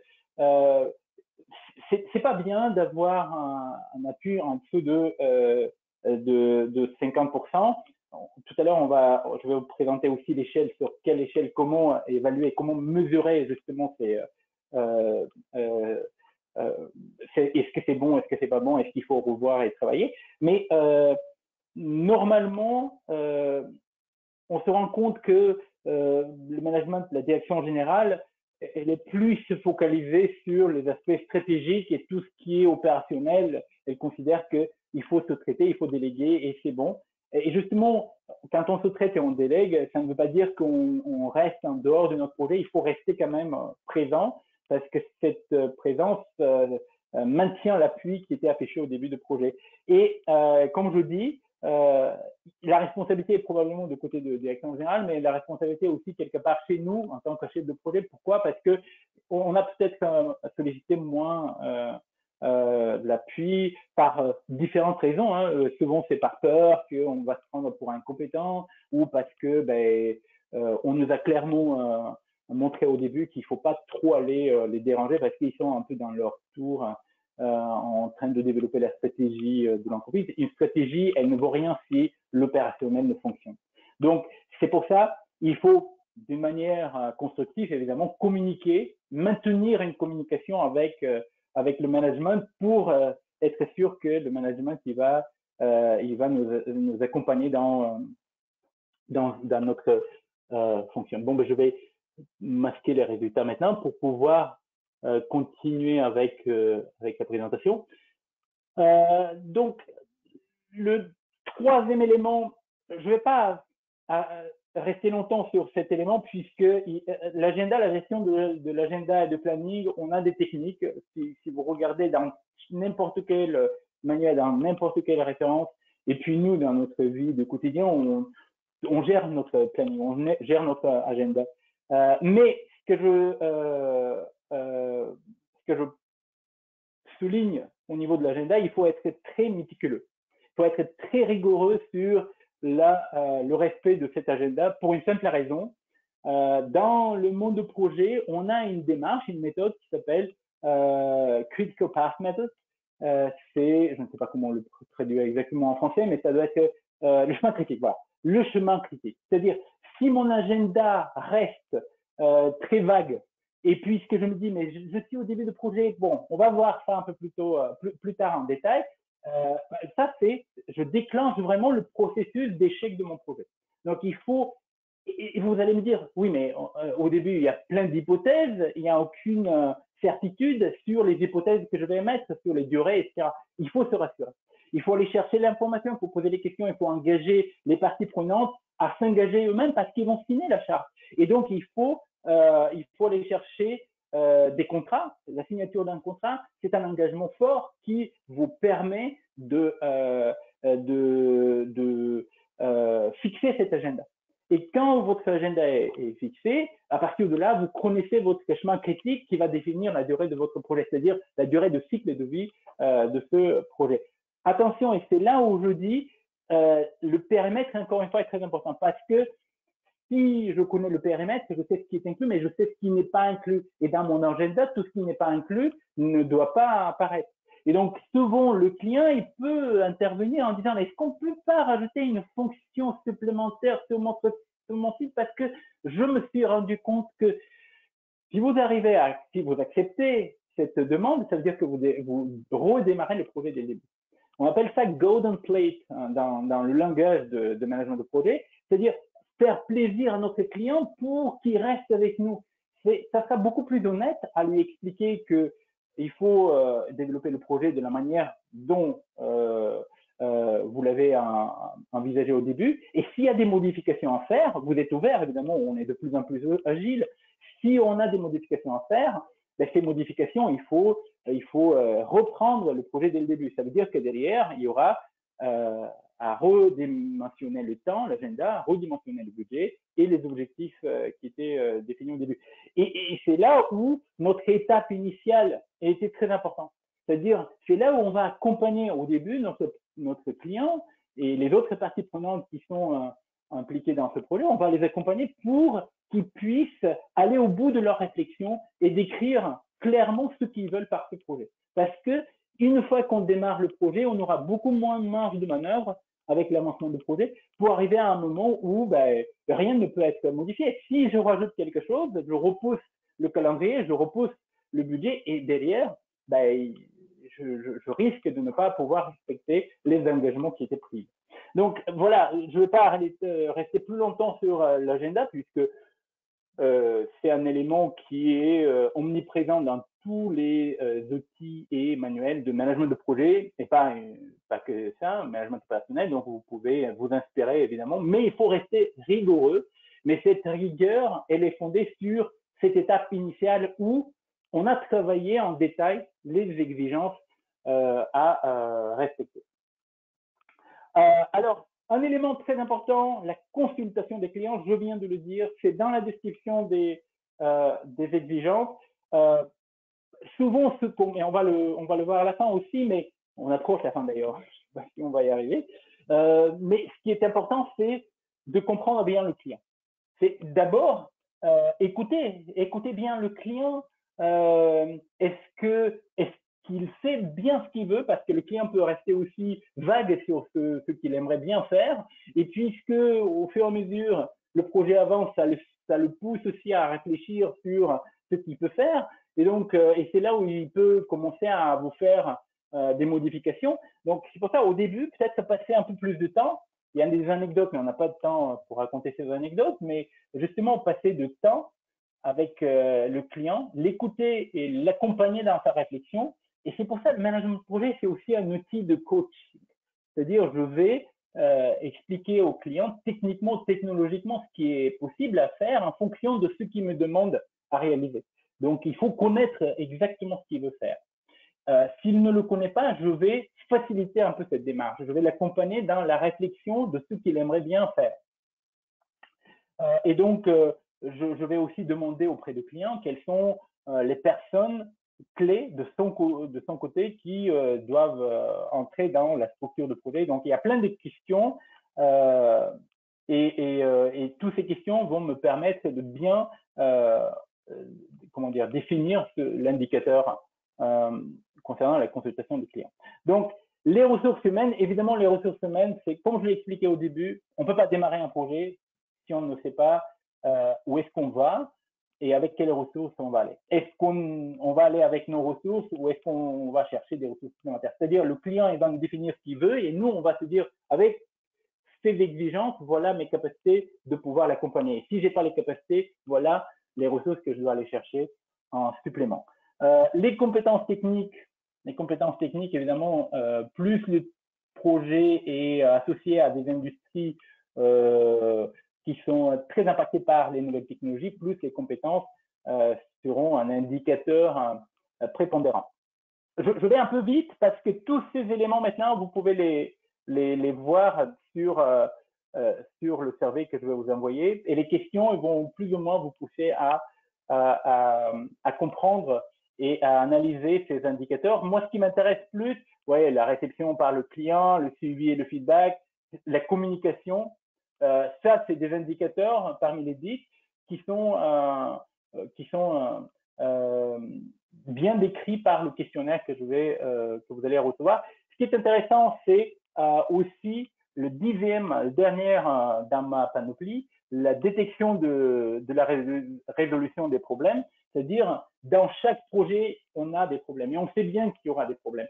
Et donc, ce qui est important, c'est d'avoir des ressources dédiées à la résolution de ces problèmes. C'est-à-dire, il faut réfléchir dès le début, s'il y a des problèmes, quel type de problème il peut avoir et ces problèmes, de quelle manière, qui et comment peut les résoudre et les inclure dans le cycle de vie de mon projet. D'accord? Alors, je suis allé un peu vite sur les derniers indicateurs, mais encore une fois, sachez que tous ces indicateurs sont bien décrits par les questionnaires que vous allez recevoir. Manon et Delphine de PMI, ils vont vous les communiquer par email. Ou si vous me les demandez par la suite, je peux vous les communiquer moi-même également. Donc, je vais vous donner très rapidement 2 illustrations pour le déploiement des projets. Donc, on a une première situation d'échec, je note échec, vous allez voir pourquoi. C'est une petite structure qui voulait mettre en place un ERP pour que ça soit un peu plus fluide, toute la gestion administrative, les contrats. C'est quelque chose qui était réellement vécu. Ce n'est pas un cas qui a été inventé. Les 2 cas que je vous présente, c'est des vrais cas. En fait, le problème de cette structure, peut-être que c'était qu'elle a mal défini dès le début le périmètre de projet, les ressources engagées et les exigences. Ce qui fait que quand on a passé le questionnaire avec les diagnostics, voilà ce qui s'est produit. Attention, l'échelle est les réponses, vous voyez bien, c'est de 0, maximum c'est 12%. Ça veut dire que sur tous les paramètres, sur tous les paramètres, il y a de défaillances pour cette structure. Donc là, le projet est en échec total et pour être en fait honnête avec vous, il fallait tout reprendre dès le début. Donc il n'y avait pas, on ne pouvait pas se dire l'équipe va travailler sur certains éléments. Je vais vous donner tout à l'heure l'algorithme très rapidement, dans 2 minutes. On ne pouvait pas se pencher sur les éléments défaillants. On était obligé de dire, bah, écoutez, là, il faut vraiment démarrer de zéro. Parce que votre projet, dès le début, on ne pouvait pas intervenir. Il fallait abandonner le projet et faire quelque chose propre. Et donc, et après, on a une autre structure. Donc, c'est une grosse entreprise industrielle de plus de 2000 personnes et il fallait mettre en place un nouveau alliage. Et donc, c'était assez complexe. Et donc, contre toute attente, quand on dit c'est complexe, ça veut dire que il y aura de résistance, le changement se fera pas de la même façon, ça sera difficile aussi d'aller chercher les ressources au niveau de la communication, comment on va gérer les conflits, comment on va gérer les problèmes qui vont apparaître. Et bien, contre toute attente, quand on a fait le diagnostic de projet par la suite, on s'est rendu compte que réellement le projet, le projet était terminé, un grand succès. Mais quand on a évalué aussi vis-à-vis de nos 10 paramètres, on s'est rendu compte que c'est vrai, le projet il était un réussite. Il y avait un élément, comme vous pouvez le constater, à 49%, l'acquisition par le client, mais parce que le client il était à l'interne de l'entreprise et je pense que c'était plus un problème de communication qui a fait que l'acquisition par le client, il était mal perçu peut-être. Mais dans cette globalité, le projet, c'était une réussite. Alors, comment utiliser le modèle? Je me permets, c'est midi 29, on était censé répondre aux questions. S'il n'y a pas de temps, néanmoins, vous pouvez poser vos questions et je vais essayer de répondre dans l'email que vous allez recevoir. Donc, comment utiliser le modèle? D'abord, on va démarrer le travail avec l'équipe. On va remplir notre questionnaire avec mon équipe et sur les éléments sur lesquels il y a des divergences, c'est-à-dire on va remplir les questionnaires et on va mesurer, pondérer les pourcentages.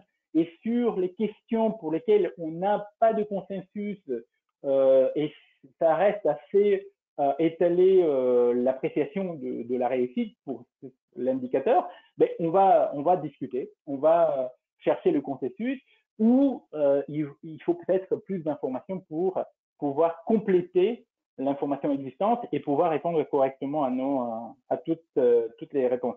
Donc, une fois que ces questionnaires ils sont remplis par tous les participants de l'équipe, je souligne bien parce que souvent on se dit ah ben ça c'est dédié, ça c'est quelque chose qui est pour le chef de projet, ça ne me concerne pas. Tous ceux qui sont inclus, qui font partie de votre équipe de projet et qui ne sont pas toujours forcément des experts ou professionnels de projet, mais qui font partie de ces projets. Et c'est important parce que c'est leur perception sur la réussite d'une phase, d'un indicateur.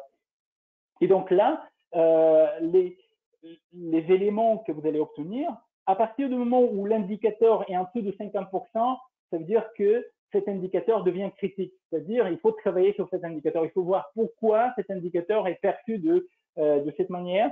Parce que si on ne fait rien, ben, ça peut être un des éléments qui vont par la suite avoir un impact négatif sur la fin de projet. Quand l'estimation entre 50 et 70%, ça dépend encore une fois de la taille d'entreprise, ça peut aller jusqu'à 400%, on peut considérer que c'est un bon, en fait, l'indicateur est bien déployé, bien respecté, bien compris, appris par toute l'équipe et participants de ce projet. Ça ne veut pas dire qu'une fois que c'est bon, on l'abandonne. Évidemment, il faut rester dans notre observation, mais un indicateur qui plus va faciliter la bonne mise en place de projet que le contraindre. Et puis, quand l'indicateur est au-dessus de 80%, évidemment, ça veut dire que là, on a fait un très très bon travail et que sur cette dimension, le projet, il n'y a pas de problème. Alors, attention, quand je dis B et C, une fois qu'on a défini les facteurs B et C qui sont à risque, ben, sur ces facteurs, il faut il faut faire peut-être qu'il faut apporter des modifications sur le projet. Ça veut dire on va repartir sur le boucle initial si c'est nécessaire. S'il faut vraiment faire des modifications importantes, on va repartir sur le boucle initial jusqu'à ce qu'on arrive à un niveau de facteur satisfaisant. S'il n'y a pas de nécessité ou si on considère que ce facteur n'est pas critique, même s'il est à 49%, il n'est pas critique pour l'appréciation finale de projet, mais dans ce cas, on peut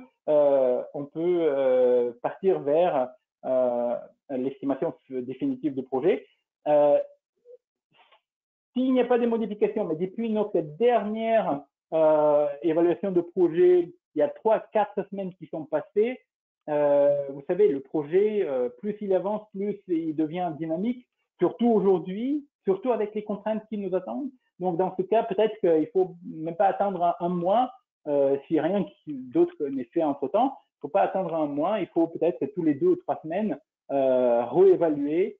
Et c'est ça le type de diagnostic, c'est-à-dire en permanence surveiller, réévaluer, avoir un tableau de bord à surveiller, réévaluer notre projet en respectant le boucle tel qu'il est présenté. S'il y a moins d'1 mois et le projet il est arrivé à sa finalité, s'il est terminé, et les facteurs ils disent que c'est une réussite, donc on peut se féliciter. Sinon, il faut encore une fois tourner dans le petit boucle. Donc voilà à peu près cette démarche et nous permet encore une fois de persévérer sur les éléments qui sont à améliorer et à transformer un projet de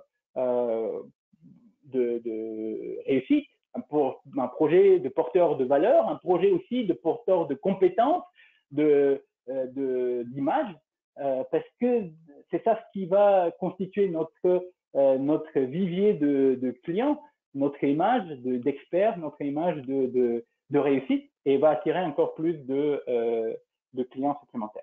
Donc, il y a 2 conclusions que j'aimerais bien très rapidement partager avec vous. Première conclusion, c'est point de vue, le cycle de vie de projet. Voilà les indicateurs qui ont une certaine importance, un certain poids sur les différentes étapes de projet. Donc, vous voyez bien, à l'initialisation de projet, l'indicateur qui concerne ou les indicateurs qui tournent autour de la mission de projet et la concertation avec les clients va jouer un rôle très important. Mais ce qui est, et c'est normal, on sait bien que dans l'initiation, ces 2 éléments, ils vont jouer un rôle très important. Mais ce qui est intéressant, c'est que la mission de projet, elle est omniprésente, vous voyez bien, elle est classée partout comme le facteur le plus important.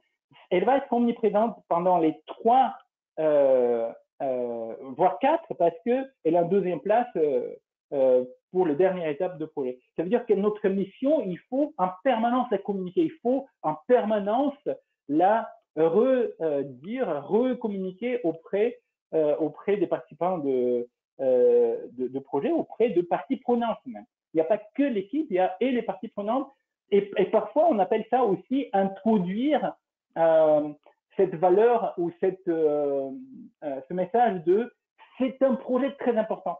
C'est un projet unique, c'est un projet très important. Ce n'est pas pour mettre la pression et stresser l'équipe, c'est pour valoriser. Parce que souvent, après 3-4 ans, je sais que moi-même, je suis passé par vous, parce qu'avant de devenir un enseignant-chercheur, j'étais dans le monde professionnel pendant 10 ans. Et à partir d'un moment, cette expertise, ce savoir nous rend insouciant un peu. On se dit, je sais faire, je maîtrise. Et en fait, on se dit un projet de plus. Et justement, on entre dans une, banalisation, un processus de banalisation où on risque de commettre certaines erreurs. Donc, il faut maintenir cette attention, mais cette communication, à quel point chaque projet est important, parce que ce projet est unique et peut-être qu'il va demander aussi des compétences uniques. Donc, pour la partie organisation et préparation, vous voyez bien, c'est à ce moment-là, quand on est en train de mettre en place toute la démarche, tout le processus pour le déploiement de projet, le soutien de la direction, il vient tout de suite après la claire description de notre projet. Et à cette étape, c'est là où on va demander le visa de client. C'est là où le client va s'engager avec sa signature. Ça veut dire que nous, dans l'étape précédente, on a travaillé beaucoup avec le client et et c'est pour ça aujourd'hui, quand vous regardez, l'agilité est omniprésente parce que le client, il va être là aussi dans l'étape suivante. On va se concerter, on va continuer à se concerter et la fin de projet, il va être encore une fois là parce qu'il faut être d'accord que ce que je lui fournis correspond à ce qu'on a défini au début. Et donc, ce qu'il va utiliser va lui rendre service, va lui permettre de réaliser ses propres idées, ses propres projets, son propre business. Et donc, cette validation est très importante et cet engagement avec le client doit être maintenu tout au long de cycle de vie de projet. Et on le voit, aujourd'hui, les méthodes agiles sont de plus en plus impliquées dans le business, dans les entreprises, pour une simple raison, on a besoin d'être en contact en permanence avec les clients. Bien après, on vient sur l'exécution de Alors travail. oui, on a quelques questions de personnes alors qui vont ensuite devoir nous quitter, donc on va essayer d'y répondre tout de suite. Donc on avait eu quelques questions concernant la présentation, la rediffusion et le support PDF. Donc ça, je vous confirme que tous ces éléments vous seront envoyés dans le mail de suivi suite à la conférence. Ensuite, on avait une question de Monsieur Jean Guix qui nous dit « Je suis au PMI depuis 20 ans. Ce qui m'interpelle est le fait qu'en France au moins, les chefs de projet PMI ne sont pas impliqués dans les grands projets. Par exemple, Jeux olympiques, centrales nucléaires, etc. Pourquoi ? Et il a rajouté une note en disant « Je peux me tromper ». Non, non, moi je ne dis pas qu'on peut toujours, on peut penser qu'on se trompe, mais souvent on a des bonnes estimations des choses. Alors, je vais juste terminer, je vais répondre à la question. En fait, ces deux dernières diapos, deux conclusions, vous allez les avoir avec les diapos évidemment. Alors, pour répondre à mon collègue, je vais dire c'est une question culturelle. En fait, évidemment, on a une référence. Il faut le préciser, PMBOK aujourd'hui, c'est la référence mondiale. Et c'est pas parce que c'est PMI, c'est parce que cette référence s'est transformée en ISO 21500. C'est-à-dire, si aujourd'hui on veut évaluer un projet, à quel point il respecte un référentiel, c'est ISO 21500 qu'il faut appliquer, 2012. C'est date ce ISO. Et en fait, c'est pas parce qu'on a une référence ou un ISO que tout le monde va faire de la même façon. C'est un effet, c'est un phénomène culturel aussi qu'il faut prendre en considération. Je vais vous dire, longtemps en France, quand on disait, ben, je suis, oh oui, je connais les projets, ça fait 20 ans, je suis chef de projet, je suis directeur de projet, de programme, etc. Et nous, on avait les diplômes. Ça, c'est aussi culturellement en France, les diplômes, surtout à l'époque, aujourd'hui peut-être ça prend une autre envergure, mais avait un point important. Vous savez, le canal de Suez, de Panama, c'est les ingénieurs. Bon, Panama, on connaît le résultat, mais Suez, ou même en regardant le canal de Midi, c'est des ingénieurs français qui ont construit ces projets, qui ont réalisé ces projets avec une énorme réussite à l'époque. Et donc, on maîtrise, on connaît. Mais la certification, elle est mal perçue parce que c'est pas dans notre culture. Vous allez en Allemagne, vous allez aux États-Unis, vous allez au Canada, vous dites je suis chef de projet. On vous demande est-ce que vous êtes certifié. Alors là, je vais voir les choses de notre côté. Je vais dire c'est pas parce qu'on est certifié que on est un bon manager de projet. C'est très complexe d'être un chef de projet, d'être un directeur de projet. Et ça demande d'expérience, ça demande d'esprit, ça demande de compétences, un effet culturel aussi à prendre en considération. Donc, mais globalement, dans ces pays où on voit aujourd'hui, il y a un nombre de projets qui se mettent en place, en Australie, au Japon, en Chine de plus en plus, Afrique, elle devient un grand adhérent au concept de PMI et surtout à la certification. Là, pour justifier une certaine compétence en management de projet, il faut montrer la certification. Donc, c'est pour ça peut-être qu'il y a un décalage entre le monde, il avait, je le précise, parce que aujourd'hui, je le constate de plus en plus en France, ceux qui ont une certification, et même si je parle de CAPM, vous voyez, la toute première certification qui est plus destinée pour les jeunes, pour les étudiants qui viennent de terminer leurs études ou les jeunes professionnels qui entrent à peine dans le monde de projet, cette certification, elle est très importante puisque elle démontre une certaine maîtrise de processus et connaissance de vocabulaire. Donc, je comprends très bien mon collègue, je suis tout à fait d'accord avec lui, mais c'est en train d'évoluer. Bon, je suis ouvert pour d'autres questions. Oui, alors il y a Monsieur Jean-Pierre Pour qui nous disait que vous aviez donné beaucoup d'informations et de rappels utiles et donc qui vous remerciait pour la présentation. Et enfin, une autre question, et je pense qu'on conclura là-dessus. Enfin, peut-être, si vous êtes d'accord avec moi, s'il y a d'autres questions, peut-être qu'ils pourront les envoyer par mail pour qu'on ne dépasse pas trop. Exactement.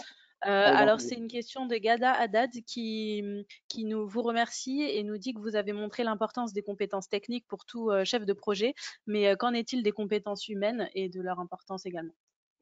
Oui, Gada, merci beaucoup. Et il y a toujours des questions très pointues. J'aime bien comment elle les pose. C'est tout à fait important cette question puisque je n'ai pas pu le développer dans les indicateurs que j'ai passés très rapidement. Mais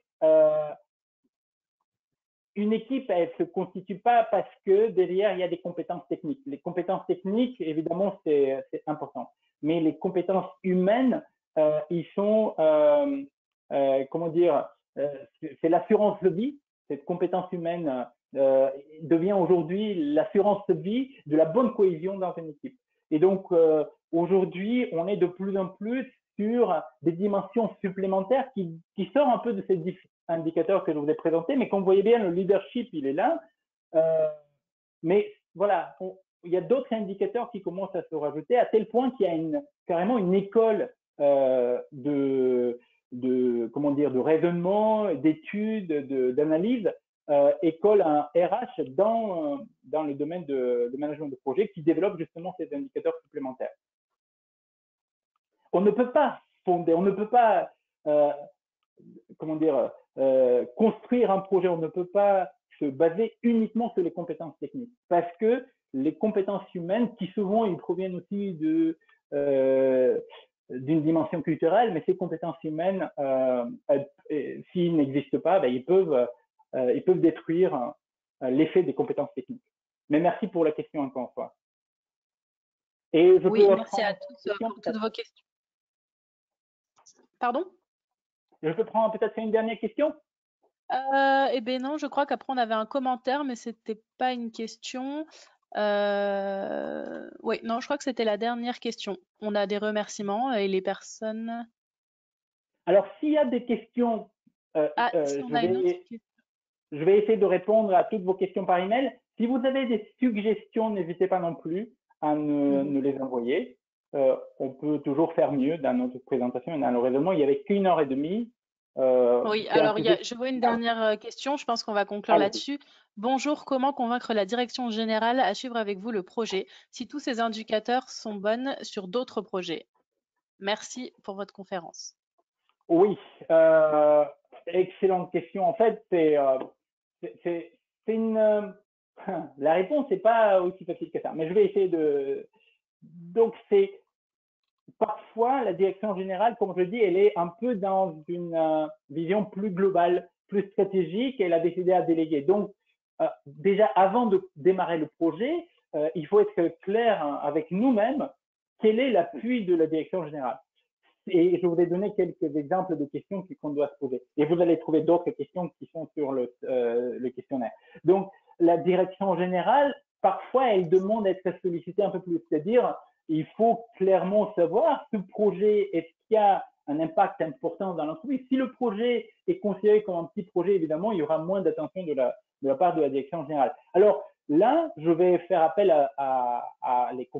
aux compétences humaines qui sont quelque part en corrélation avec vos compétences techniques de chef de projet et de leadership et trouver une petite fenêtre et chercher un moyen à discuter avec le management. Parfois, une discussion informelle peut déclencher par la suite un échange formel avec cette direction et la convaincre. c'est souvent, il faut la convaincre. Souvent, il faut la convaincre, mais elle va être convaincue, croyez-moi, à partir du moment où elle voit que le client, il vient avec un bon chèque et que vous apportez plus de chiffre d'affaires à votre entreprise, plus de satisfaction pour le client, plus de visibilité sur ce que fait votre entreprise, euh, la direction, elle va venir toute seule. Mais c'est pas facile, je ne dis pas que c'est inné, c'est un travail à faire. Et puis un jour, vous, en tant que chef de projet, vous allez devenir directeur et vous allez devenir un responsable d'unité. Et puis, vous allez savoir quelles sont les priorités et les exigences vis-à-vis des équipes et des projets qui sont en place.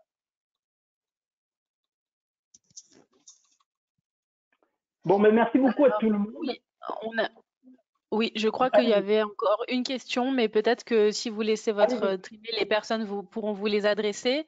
Voilà, sinon on avait juste une confirmation de Alexandre Schwartz qui indique qu'il était aussi consultant PMO, DP et membre du PMI depuis bientôt 20 ans et il confirme en effet que sur le plan national, en France, que tout doucement, de plus en plus de grandes entreprises demandent des CP et DP qui connaissent le PMI, pas forcément certifiés PMP. Ouais. Je crois qu'il Alors, confirme. à tous mes collègues, merci Alexandre, à tous mes collègues, je vais leur dire une chose. Aujourd'hui, l'entreprise, il y a une telle concurrence sur le marché. Aujourd'hui, surtout, avec tout ce qui est à l'horizon, cette tempête qu'on voit arriver, donc la concurrence sera encore plus difficile. Et en fait, il faut se distinguer. Et souvent, pour gagner un marché, l'entreprise, elle doit afficher une vitrine. Et on le constate en Allemagne, au Canada, aux États-Unis, on gagne des marchés parce que sur la vitrine, c'est noté que les consultants et les experts qui interviennent, ils sont certifiés. Peu importe si c'est certification management de projet ou gestion des coûts ou gestion financière. Donc, la certification, elle prend une valeur importante. En plus des diplômes qui sont évidemment fournis, mais les diplômes, ils étaient fournis il y a 20 ans, comme mon collègue il le dit. Alors que être certifié, il faut le maintenir, cette certification. Il faut maintenir cette compétence. Et donc, ce qui fait que les entreprises, ils se rendent compte et ils l'affichent sur les vitrines. Donc, c'est pour ça, ne désespérez pas, au contraire, je pense qu'en France, ça sera de plus en plus demandé et exigé, la certification. Alors, parfait, je vois qu'on a juste une personne qui n'a pas eu de réponse à sa question, donc si ça ne vous dérange pas, peut-être qu'on peut la traiter et puis les gens qui ne peuvent pas rester jusqu'à la fin, ils verront la rediffusion. C'est Monsieur Patrick Roubaud qui nous demande quels seraient les points à aborder différemment dans le cas de projets très longs, exemple projet de 20 ans ou plus, comme du démantèlement d'installations nucléaires, où tout est certain de changer. Alors là, dommage qu'il n'y a pas mon collègue Nicolas Mortuaire qui est vice-président de la branche PMI Nouvelle-Aquitaine et qui est directeur, je ne sais pas exactement de quoi, mais au sein de la centrale nucléaire de système d'information, je crois, si je ne me trompe pas, il est certifié PMP, la centrale nucléaire de Blaye.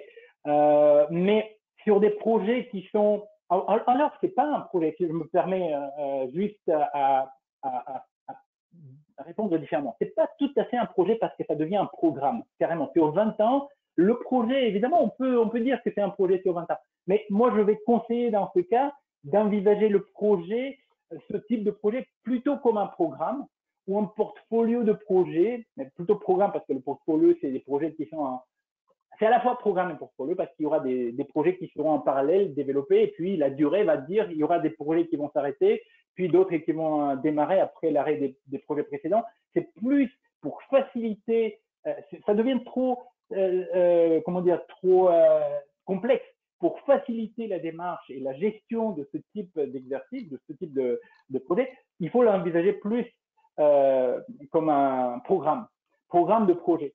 Et donc, vous allez voir qu'avec un PMO dedans, et vous allez voir que ça va être beaucoup plus facile à mettre en place, à gérer et surveiller surtout la réalisation de ce projet. Parfait. Eh bien, merci beaucoup. Je pense qu'on va pouvoir conclure. Merci à tout le monde pour cette participation. Je suis désolé encore une fois, c'était censé s'arrêter à 12h30 et à la fin, je suis allé un peu plus vite, mais bon, c'est un sujet on peut continuer à discuter et parler. N'hésitez pas à le faire. Mon email, vous allez l'avoir par le retour, par l'email que mes collègues Manon et Delphine vont vous envoyer. Mon email, il est là. Vous pouvez toujours me contacter. Vous pouvez aussi contacter mes collègues de PMI partout en France. Ça sera avec grand plaisir vous accueillir et répondre à toutes vos questions. Merci encore une fois et bon appétit, si je peux dire.